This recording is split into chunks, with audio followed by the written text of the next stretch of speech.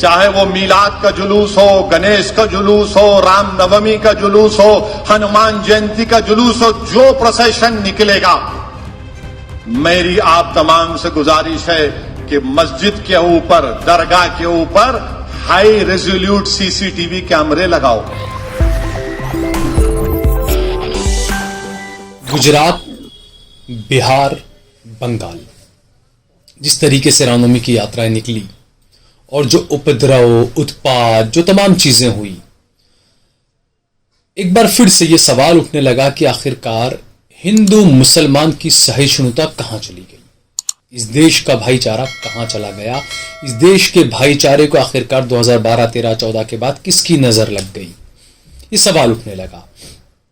इसी बीच अलग अलग दावे किए गए। बंगाल से तो ये भी वीडियो आ गए कि जो रामनवमी में जो लोग रामनवमी की यात्रा जो निकाल रहे थे वो अपने हाथों में बंदूकें लहरा रहे थे। गुजरात में हमने देखा वडोदरा के अंदर कि यहां पर जब रामनवमी की यात्रा निकली तो उसके अंदर तलवारें लहराई जा रही थी। तो ये जो सवाल उठ रहे हैं, बिहार में भी कुछ ऐसा ही देखा गया। बिहार का एक बड़ा मदरसा, अजीजिया मदरसा जो है, जामिया अजीजिया, उसको आग के हवाले कर दिया गया, कई सारी किताबें जला दी गई। तो ऐसे में मुकाबला कैसे किया जाए? ये जो उपद्रवी लोग हैं, मैं मुकाबला यानी मैं उनके साथ में झगड़ा करने की या तलवारें निकालने का मुकाबला नहीं बता रहा हूं। इसका बेहतरीन रास्ता बताया है असदुद्दीन ओवैसी ने। AIMIM के जो अध्यक्ष हैं असदुद्दीन ओवैसी, हालांकि हम तो पहले से ये बात कहते रहे हैं, लेकिन चूंकि ओवैसी साहब कहेंगे तो इस बात का बिल्कुल बहुत ज्यादा असर हो सकता है। ओवैसी साहब ने कहा है कि ये जो तमाम चीजें होती है यात्रा में, चाहे वो, उन्होंने ये भी कहा, सिर्फ रामनवमी की यात्रा की बात नहीं कही उन्होंने कहा कि चाहे रामनवमी की यात्रा हो, चाहे मुहर्रम हो, चाहे मंदिर हो, चाहे मस्जिद हो, हर जगह पर कैमरे जो है वो हाई रिजोल्यूशन के होने चाहिए ताकि ये पता चले कि आखिरकार हरकत कहां से हो रही है, शुरुआत किसने की है। असदुद्दीन ओवैसी ने कहा कि जहां पर भी जो यात्रा का रूट होता है, चाहे वो रामनवमी की यात्रा हो, मुहर्रम का जुलूस हो, उस रूट पर जितने भी मस्जिद और मंदिर आते हों, मज़ारात आते हों, वहां पर हाई रिजोल्यूशन के CCTV कैमरे लगाए जाने चाहिए ताकि पूरी रैली, पूरी ये यात्रा जो होती है वो कवर की जा सके। उसके अंदर कौन कौन क्या क्या हरकतें कर रहा है, किसके हाथ में क्या क्या है, वो तमाम चीजें पता चल सके। सबसे पहले सुनते हैं असदुद्दीन ओवैसी को क्या कुछ कहा है असदुद्दीन ओवैसी ने। मैं ये बताना चाहूंगा कि अब जिस किसी मजहब का जुलूस निकलेगा, चाहे वो मीलाद का जुलूस हो, गणेश का जुलूस हो, रामनवमी का जुलूस हो, हनुमान जयंती का जुलूस हो, जो प्रोसेशन निकलेगा, मेरी आप तमाम से गुजारिश है कि मस्जिद के ऊपर, दरगाह के ऊपर हाई रेजोल्यूट CCTV कैमरे लगाओ और उसको जब जुलूस जाएगा उसको फेसबुक पे लाइव टेलीकास्ट करना ताकि दुनिया को मालूम हो जाना कि पत्थर कौन फेंका, समझे ना। असदुद्दीन ओवैसी बोले तो बोलते नहीं, तुम तो अपने लोगों की तायीद की बात करेंगे, मगर जब कैमरा दिखाएगा कि चेहरा कुछ और है, पत्थर कोई और फेंक रहा है, तो कैमरा तो कोई मजहब का नहीं होता है ना। तो आपसे मेरी गुजारिश है कि अपनी मस्जिदों के ऊपर हाई रेजोल्यूट कैमरे लगाओ ताकि चेहरा दिखना उन चोरों का, उन बदमाशों का, जालिमों का जो पत्थर फेंक कर हिंदू और मुसलमानों में नफरत की फिजाओं में इजाफा कर रहे हैं और देश को बर्बाद कर रहे हैं। तो मेरी आपसे गुजारिश है कि मस्जिद के ऊपर, बल्कि मंदिर के ऊपर भी लगनी चाहिए, दरगाहों के पास हाई रेजोल्यूट कैमरा, और जहां पर मिक्स लोकेलिटियां हैं, जहां पर हमारे हिंदू भाई और मुसलमान भाई, दलित भाई रहते हैं, आप वहां पर भी लगाओ। क्योंकि मोहल्ले के लोग क्या बोलते कि कभी हम इन लोगों को नहीं देखे थे जो बाहर से आके ये गड़बड़ करके गए, तो इनका चेहरा भी महफूज होना चाहिए, इन चोरों का। कैमरा लगाइए और जब जुलूस जाएगा फेसबुक पर बोलिए लाइव टेलीकास्ट होगा, बैठ के देखिए। तो हजरत पुलिस, हुकूमत को जब भी पता चलेगा कि आप झूठे बच्चों के ऊपर झूठे केसेस डालकर उनको जेल नहीं भिजा सकते, आप ये काम हमको करना है। तो बिल्कुल सही बात कही है यहां पर ओवैसी साहब ने कहा है कि जो हजरत पुलिस है, क्योंकि बहुत सही बात है ये, क्योंकि जब ये तमाम चीज़ें हुई वडोदरा के अंदर, बंगाल के अंदर, बिहार के अंदर, तो बिहार और बंगाल तो चूंकि गैर भाजपा सरकार वाला राज्य है, लेकिन गुजरात जो भाजपा की सरकार का राज्य है। बंगाल में जब हुआ तो बीजेपी की एक सांसद ने कहा कि ममता बनर्जी को इस्तीफा दे देना चाहिए, वो रामनवमी को सही से करा नहीं पाई। तो क्या ये बात गुजरात में लागू नहीं होती, ये एक सवाल उठ रहा है। बहरहाल इस मामले को लेकर जो हकीम अब्दुल रज़ाक कासमी साहब जो हैं लीगल सर्विस अथॉरिटी के एक्स कंसल्टेंट और मेंबर, उन्होंने भी बड़ी अच्छी बात कही। उन्होंने कहा है कि भारत में ये एक लीगली ऐसा दाव है कि सीसीटीवी फुटेज लगा दिए जाएं, जिससे कि जो गुनहगार हैं, हमारे जो होनहार पुलिस अधिकारी जो होते हैं, उनको सहयोग मिल जाए गुनहगारों को पकड़ने के लिए। पुलिस अफसरों के लिए असली गुनहगारों को पहचानने में सहयोग करेगा ये काम, और गिने चुने अपने अंतरात्मा को डंक मारने वाले बदमाश पुलिस वालों को अपनी हद में रखने के लिए ये जबरदस्त प्रूफ साबित होगा। ये बात समझ सकते हैं, क्योंकि पुलिस या कार्रवाई हमेशा देखी गई, पुलिस पर कई सवाल उठे हमेशा, क्योंकि जब ऐसे पथराव होते हैं, दंगे होते हैं, तो एक तरफा कार्रवाई, हालांकि वीडियो सोशल मीडिया पर आते हैं दोनों तरफ के, और खासकर जहां से पहल हुई या वो तमाम चीजें आ जाती है सोशल मीडिया में कि मुसलमानों की तरफ से अगर पत्थर फेंका गया तो दूसरी तरफ से रामनवमी के अंदर जो लोग थे जुलूस में, उन्होंने भी पत्थर फेंका, जो यात्रा के जो लोग थे उन्होंने भी पत्थर फेंका, लेकिन कार्रवाई एक तरफा हुई मुसलमानों के। वहां पर जब पुलिस वहां पर पहुंचती है तो किस तरह की ज्यादती पुलिस करती है, यह हमने देखा, यह हमने वडोदरा के लोगों से भी सुना, और अहमदाबाद में जब शाहपुर में हुआ था तो वहां के लोगों से भी हमने सुनी थी चीजें कि पुलिस ने किस तरह की कार्रवाई की। तो ऐसे में कुछ और बातें भी उन्होंने कही है। हकीम अब्दुल रज़ाक कासमी साहब कहते हैं आप हर मस्जिद और अपने मोहल्लों के ऊपर हाई रिजोल्यूशन सीसीटीवी कैमरा लगाइए, और जब भी कोई जुलूस निकले तो उसे फेसबुक पर फौरन लाइव कर दें। और यही बात असदुद्दीन ओवैसी साहब ने भी कही है कि जब भी ऐसे कोई जुलूस या यात्रा निकलती है तो आप फौरन उसका लाइव जो है वो फेसबुक पर कर दें। यूट्यूब अगर आपके पास यूज कर रहे हैं तो यूट्यूब पर उसका लाइव कर दें, ताकि एक डाटा वहां पर रहे। क्योंकि कई बार ये होता है ना कि द्वारका में ये हुआ, कुछ लोगों ने मुझे बताया कि जब वहां पर डिमोलिशन चल रहा था तो वहां के लोगों ने जब वीडियो बनाना शुरू किया तो पुलिस ने उनको डांटा, उनको धमकाया, वीडियो नहीं बनाने दिया। अमूमन हर जगह पर यह रहता है कि जब कोई वीडियो बनाता है तो पुलिस वीडियो बनाने से रोक देती है। क्यों रोकती है ये नहीं पता, ये हम सब समझ सकते हैं। तो कई बार ये होता है कि अगर आपने मोबाइल के अंदर वीडियो बनाए हैं तो पुलिस आपके वहां पर आएगी और आपका वीडियो आपके फोन में से शायद डिलीट करा सकती है, ये भी आरोप लगेगा कई जगहों पर। तो ऐसे में अगर आप फेसबुक पर और यूट्यूब वगैरह पर सीधे लाइव कर देते हैं तो वहां पर वो वीडियो सेव रहेगा, पूरी दुनिया देखेगी।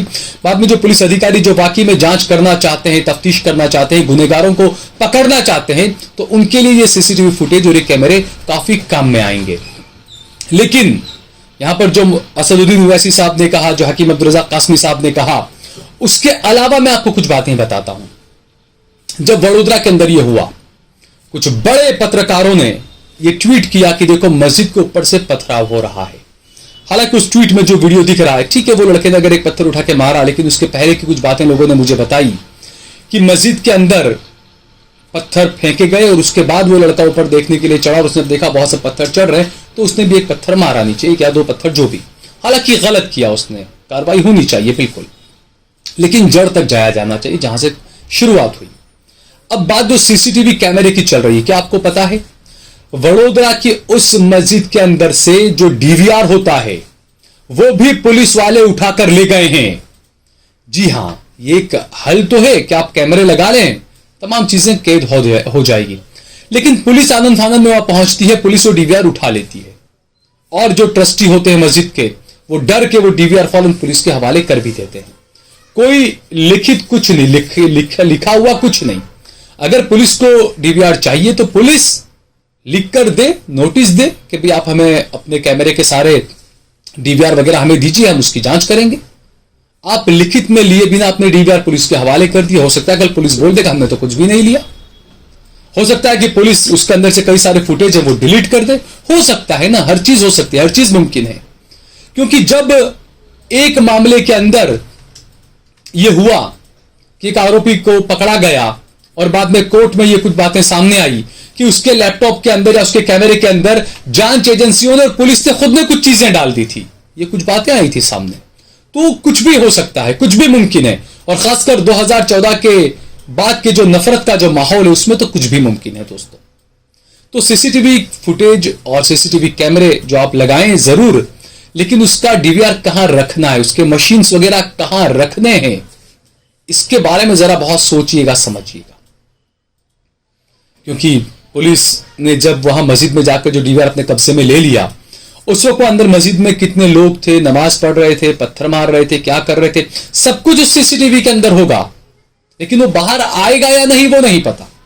दूसरा, बरोड़ा के कुछ लोग, मुझे खबरें इस तरह की मिली, अब सच्चाई क्या है मुझे नहीं पता, कुछ लोगों ने मुझे फोन करके भी कही ये बात कि आपने जो लोगों के इंटरव्यू लिए वो चीजें आप डिलीट कर दीजिए। ये समझ में नहीं आता कि आखिरकार उन पर किन लोगों का प्रेशर है या क्या चीज है। क्योंकि एक लड़का, उसके दुकान का मालिक उसे कह रहा है, उसके बारे में कह रहा है कि ये सुबह 10 बजे से लेकर पौने 7 बजे तक ये अपनी नौकरी पर था, मैं इसका सेठ हूं, इसके यहाँ का मालिक हूं मैं, और ये मेरे यहीं पर नौकरी करता है, ये मेरे यहां पर नौकरी पर था। उसके बावजूद भी 2 से 4-5 के बीच में जो दंगे हुए, उसके दंगे के मामले में पुलिस ने उस लड़के को उठा लिया और वो लड़का फिलहाल सलाखों के पीछे है। अब एक बेकसूर इतने दिनों से रमजान के अंदर सलाखों के पीछे है। क्या हमारा संविधान यही कहता है? हमारे यहां का कानून यही कहता है? हमारे संविधान ने, हमारे कानून ने तो यह कहा कि चाहे 1000 जो कसूरवार होते हैं वो बाहर रहें, लेकिन एक बेगुनाह अंदर नहीं जाना चाहिए, ये बातें कही जाती है। लेकिन यहां तो कुछ और ही हो रहा है। एक भड़काऊ बयान देता है मुसलमानों के खिलाफ, मुसलमानों से कहता है कि घरों में घुस के हम मारेंगे, पुलिस के सामने मारेंगे मुसलमानों को। वो ये कहता है कि पुलिस को हमने दौड़ा दौड़ा के पहले भी पीटा है कर्णावती में, हम आगे भी यही करेंगे।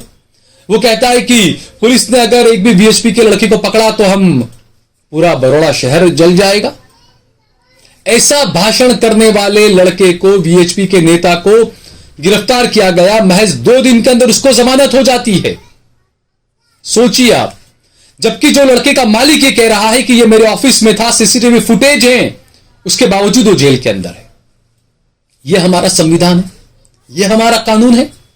ये तो फिर भी एक अच्छी बात यह है कि कम से कम गृह मंत्री जी जो बयान देते हैं उस पर सवाल तो उठते हैं, गुजरात के जो गृह मंत्री, लेकिन उसके बावजूद अच्छी पहल ये रही, अच्छी बात ये रही कि कम से कम 5 बहुसंख्यकों को भी इसमें गिरफ्तार किया गया, 5 बहुसंख्यकों को।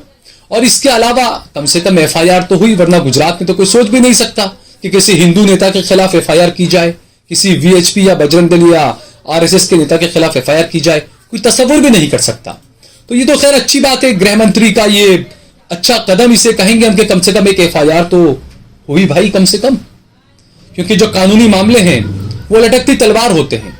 जो लोग ऐसे उकसावे में आकर बयान देते हैं, भाषणबाजी करते हैं, जो यूथ नेता होते हैं, जो विश्व हिंदू परिषद वगैरह के, मैं उनसे भी कहूंगा, आप हमारे भाई हैं, आप अपना आपा न खोएं, आप इतने उकसावे में आके कुछ भी न बोले, आपको परेशानी होगी। आप हमारे भाई हैं, आपकी परेशानी हमारी परेशानी है। आज आपको भले 2 दिन के अंदर यहां से आप बाहर आगे जमानत मिल गई, लेकिन ये लटकती तलवार है कानून के आपके ऊपर। 2 साल बाद, 5 साल बाद, 10 साल बाद ये मामला आपका फिर खुल सकता है। हो सकती है आपको 2-5 साल की सजा। जब मामूली से मानहानि के मामले में राहुल गांधी को 2 साल की सजा हो सकती है, तो ये रोहन शर्मा या रौनक शाह, ये कौन सी खेत की मूली है? ये कुछ भी हो सकता है कानून में। लेकिन फिलहाल कानून का जो इस्तेमाल किया जा रहा है, और फिलहाल जो बातें जो असदुद्दीन ओवैसी साहब ने कही, जो हकीम अब्दुल रज़ाक कासमी साहब ने बताई सीसीटीवी फुटेज को लेकर, सीसीटीवी कैमरा को लेकर, इस बारे में हम सभी को सोचना चाहिए। और मैं तो ये कहूंगा कि जरा ऊंचाई पर लगाएं सीसीटीवी कैमरा, क्योंकि अक्सर देखा गया दिल्ली दंगों के अंदर, सीएनआरसी के वक्त भी, कि पुलिस ने खुद अपने डंडों से सीसीटीवी कैमरों को तोड़ा था। तो इस बात का भी ध्यान रखें कि पुलिस ये कर सकती है, पुलिस ये कर रही है।